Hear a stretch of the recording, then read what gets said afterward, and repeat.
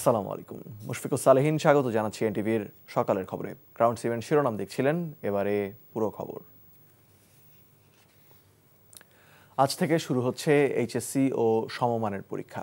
সকাল 10টা থেকে দুপুর 1টা পর্যন্ত সারা দেশের 2797টি কেন্দ্রে একযোগে এই পরীক্ষা অনুষ্ঠিত হবে।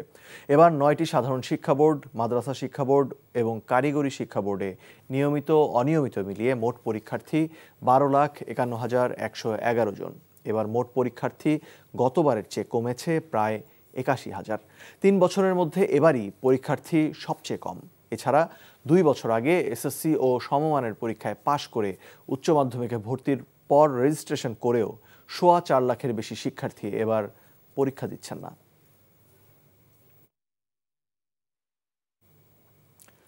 এক ব্যক্তি সর্বোচ্চ 10 বছরের বেশি প্রধানমন্ত্রী থাকতে পারবেন না, এ বিষয়ে অন্যান্য দলের সাথে একমত হয়েছে বিএনপি। তবে দলটির শর্ত, সাংবিধানিক কোনো নিয়োগ কমিটি রাখা যাবে না।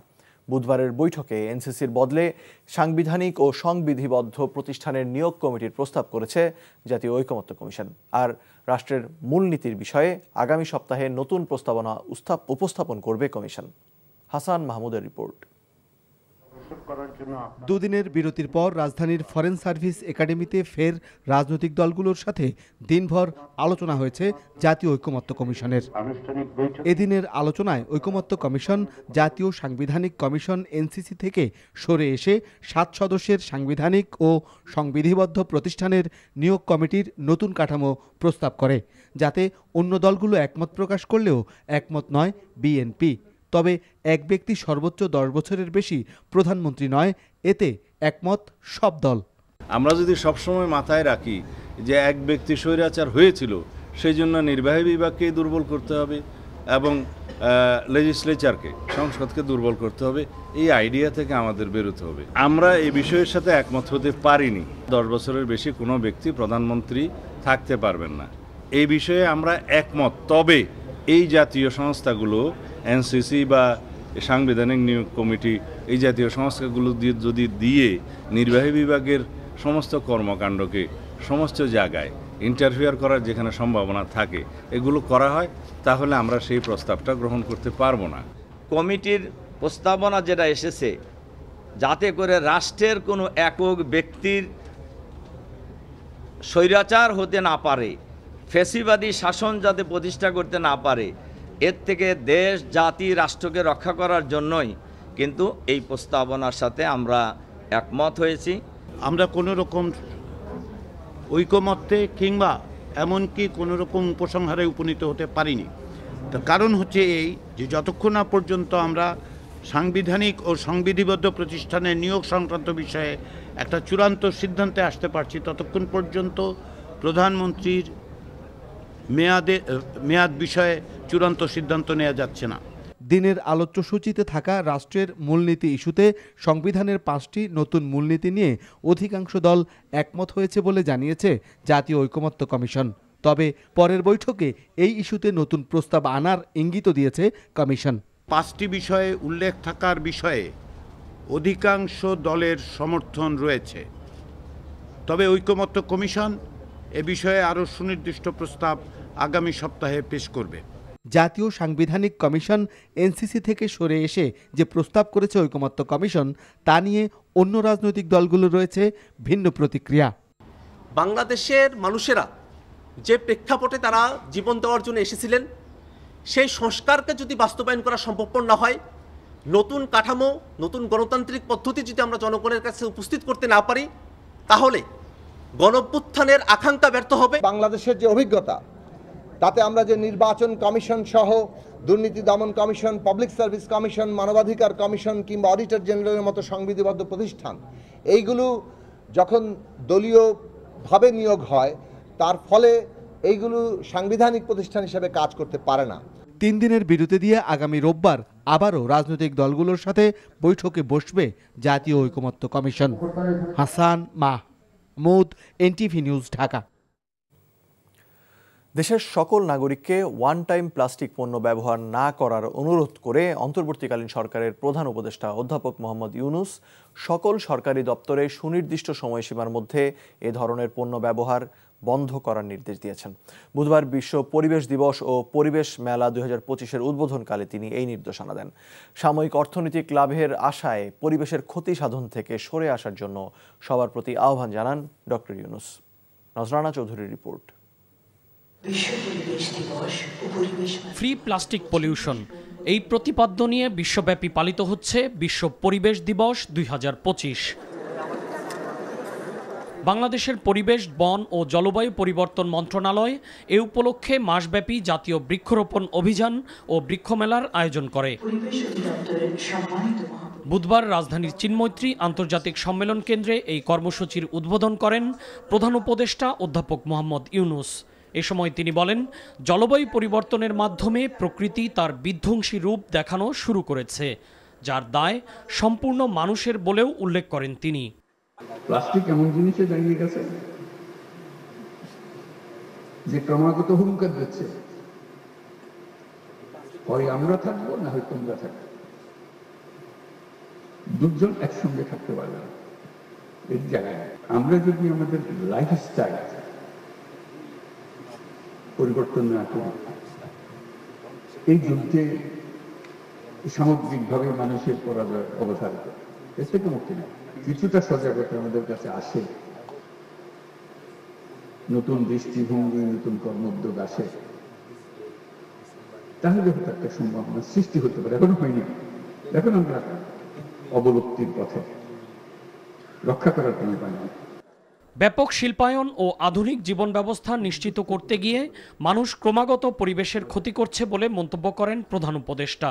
তাই প্রচলিত উন্নয়নের ধারণা পরিবর্তন করে পরিবেশ বান্ধব উন্নয়নের দিকে মনোযোগ দেওয়ার জন্য সংশ্লিষ্টদের প্রতি আহ্বান জানান তিনি।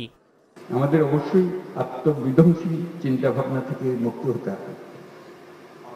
অর্থনৈতিক লাভের জন্য পরিবেশের ক্ষতি করে যাব, এটা আমি কিছুতেই নিজেকে মানতে দেব না। আমি দেশের সকল নাগরিকের প্রতি ওয়ান টাইম প্লাস্টিক পণ্য ব্যবহার বন্ধ করে দেওয়ার জন্য আবেদন করছি। এর প্রাথমিক পদক্ষেপ হিসেবে আমি ইতিমধ্যে সরকারি সকল কার্যালয়কে একটি সুনির্দিষ্ট সময়সীমার মধ্যে ওয়ান টাইম প্লাস্টিকের ব্যবহার বন্ধ করার নির্দেশ দিচ্ছি। পরে প্রধান উপদেষ্টা বৃক্ষমেলা ঘুরে দেখেন এবং একটি সোনালু গাছের চারা রোপণ করেন।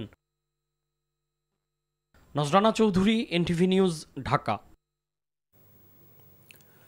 সামাজিক সম্প্রীতি ব্যাহত করে এবং সমাজে ঘৃণা ছড়ায় এমন তথ্য, মিথ্যা তথ্য মোকাবেলার কার্যকর উপায় খুঁজে বের করতে সামাজিক যোগাযোগ প্ল্যাটফর্ম পরিচালনাকারী মেটার প্রতি আহ্বান জানিয়েছেন প্রধান উপদেষ্টা অধ্যাপক ডক্টর মোহাম্মদ ইউনূস। রাষ্ট্রীয় অতিথি ভবন যমুনায় ফেসবুক, ইনস্টাগ্রাম, হোয়াটসঅ্যাপ সহ বেশ কয়েকটি সামাজিক যোগাযোগ মাধ্যম পরিচালনাকারী প্রতিষ্ঠান মেটার public policy প্যাকের VP Simon Milner এবং পাবলিক পলিসি ম্যানেজার রুজান সারওয়ারের সাক্ষাতের সময় প্রধান উপদেষ্টা এই আহ্বান জানান। সেই সাথে প্রধান উপদেষ্টা বলেন, বাংলাদেশ একটি ঘনবসতিপূর্ণ দেশ। একটি ভুল শব্দ পুরো দেশকে অস্থিতিশীল করতে পারে। কিছু লোক ইচ্ছাকৃতভাবে এটি করে। এ সময় মিলনার বলেন, মিথ্যা তথ্য মোকাবেলায় মেটা অন্তর্বর্তী সরকারের সাথে কাজ করতে প্রস্তুত। বিএনপির ভারপ্রাপ্ত চেয়ারম্যান তারেক রহমান বলেছেন, দেশ ফ্যাসিবাদ মুক্ত হলেও এখনও গণতন্ত্রের প্রতিষ্ঠান নির্মাণ ও সুষ্ঠু চর্চার কর্মপ্রক্রিয়া শুরু হয়নি। নির্যাতিতদের সমর্থনে জাতিসংঘ ঘোষিত আন্তর্জাতিক দিবস উপলক্ষে দেয়া বাণীতে তিনি একথা বলেন। তিনি আরও বলেন, মব জাস্টিস নামে এক হিংস্র উন্মাদনা মানবতার শত্রু হয়ে দাঁড়িয়েছে। এটি গণতান্ত্রিক সংস্কৃতি গড়ে তোলার পরিবেশকে বিপন্ন করবে। আর যেন একমাত্রিক রাষ্ট্রের পুনঃপ্রবর্তন না হয়, সেজন্য গণতন্ত্রকে গতিশীল ও এর ধারাবাহিকতা অব্যাহত রাখতে হবে। মানবতা, ন্যায় বিচার, আইনের শাসন এবং অবাধ ও সুষ্ঠু নির্বাচনের সুমহান ঐতিহ্য গড়ে তোলার ওপরও জোর দেন তিনি। প্রতি বছর 26শে জুন নির্যাতিতদের সমর্থনে জাতিসংঘ ঘোষিত আন্তর্জাতিক দিবস পালিত হয়। চীন সফরে ব্যস্ত সময় পার করছে বিএনপির 9 সদস্যের প্রতিনিধি দল। বুধবার বিএনপি মহাসচিব মির্জা ফখরুল ইসলাম আলমগীরের নেতৃত্বে প্রতিনিধি দলটি চায়না কমিউনিস্ট পার্টি সানঝি প্রদেশ কমিটির সাধারণ সম্পাদক ও চেয়ারম্যান স্ট্যান্ডিং কমিটি সানঝি প্রদেশ পিপলস কংগ্রেস ঝাও ইয়েডির সাথে বৈঠক করে। এতে দ্বিপাক্ষিক বাণিজ্য, উচ্চশিক্ষা, হাইটেক ক্ষেত্রে সহযোগিতার প্রতিশ্রুতি দেন তিনি। দ্বিপাক্ষিক আলোচনা শেষে বিএনপি প্রতিনিধি দলের সম্মানে নৈশভোজের আয়োজন করেন ঝাও ইয়েডি। এর আগে মঙ্গলবার বিএনপির প্রতিনিধি দলের সঙ্গে বৈঠক হয় কমিউনিস্ট পার্টি অব চায়নার আন্তর্জাতিক বিভাগের মিনিস্টার লি জিয়াং ঝাওয়ের। রেকর্ড উৎপাদনের পরেও কেজিতে 4 থেকে 8 টাকা বেড়েছে চালের দাম। কৃষি সংশ্লিষ্টরা বলছেন, কর্পোরেট প্রতিষ্ঠান ও মিল মালিকরা কম দামে ধান মজুত করে কৃত্রিম সংকট তৈরি করে চালের দাম বাড়াচ্ছেন। ন্যায্য মূল্য না পাওয়া কৃষকরা বাড়তি দামে চাল কিনে ক্ষুব্ধ। Consumers association of Bangladesh cab বলছে, মধ্যস্বত্বভোগীদের দৌরাত্ম্য কমাতে প্রয়োজন আইনের বাস্তবায়ন। মেজবাহ হাসানের রিপোর্ট। গত বছর দেশে চাল উৎপাদনে 3,77,00,000 মেট্রিক টন লক্ষ্যমাত্রার বিপরীতে উৎপাদন ছিল 4,13,00,000 মেট্রিক টন, যা ইতিহাসের সর্বোচ্চ। কৃষি অধিদপ্তরের তথ্য বলছে 2018 সাল থেকেই দেশে চাহিদার তুলনায় চাল উৎপাদন বাড়ছেই। চলতি জুন পর্যন্ত 48 লাখ হেক্টর জমিতে 2,14,00,000 টন চাল উৎপাদন হয়েছে, যা অন্য বছরগুলোতে একই সময়ের তুলনায় সর্বোচ্চ।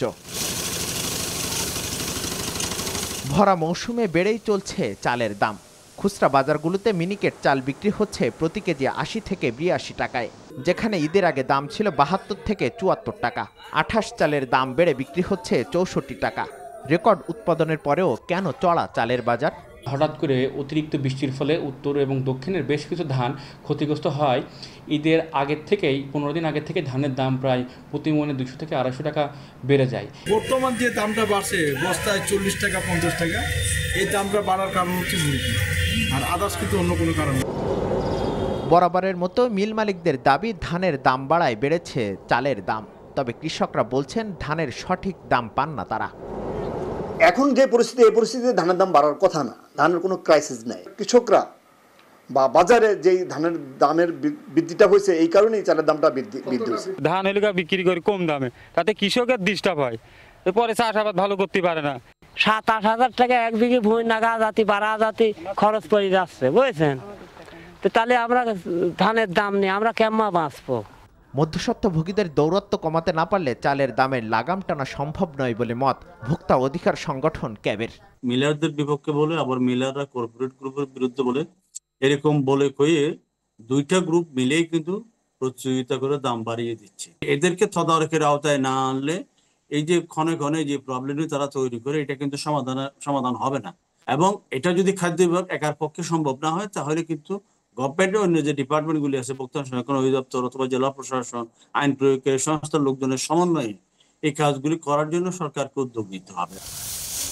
চালের বাজার স্থিতিশীল রাখতে মাঠ পর্যায়ে কৃষকদের সক্ষমতা বাড়াতে সরকারি উদ্যোগের ওপর জোর দেন কৃষি সংশ্লিষ্টরা। Mezbah Hasan, NTV news, Dhaka. Mercantile bank অর্থনীতির খবর। আওয়ামী সরকারের আমলে আর্থিক খাতে দুর্বৃত্তায়ন হয়েছে অভিযোগ করে বাণিজ্য উপদেষ্টা শেখ বশির উদ্দিন বলেন, এখন থেকে চিন্তা ভাবনা করে খরচ করতে হবে। রাজধানীর পুরানা পল্টনে ইকোনমিক রিপোর্টার্স ফোরাম আয়োজিত সেমিনারে তিনি একথা বলেন। বিগত সময়ে উচ্চ মূল্যে বিনিয়োগ করে পরিবেশের ক্ষতি করা হয়েছে জানিয়ে তিনি বলেন, সরকারি ব্যয়ের সিংহভাগই যাচ্ছে ঋণ পরিশোধে। অর্থনৈতিক ক্ষতি কাটিয়ে উঠতে প্রয়োজনীয় বিনিয়োগ নীতি গ্রহণের কথাও জানান তিনি। বলেন, ধনীরাই গাড়ি কেনে, তাই তাদের ভোগের জায়গায় বেশি কর আরোপ করা অযৌক্তিক নয়।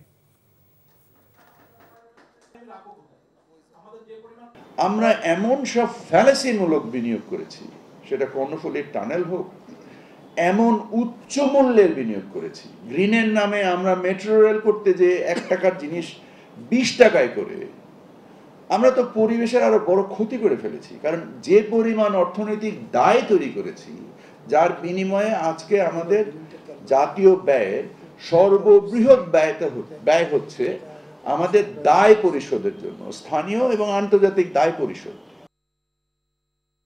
এই ছিল সকালের খবরে।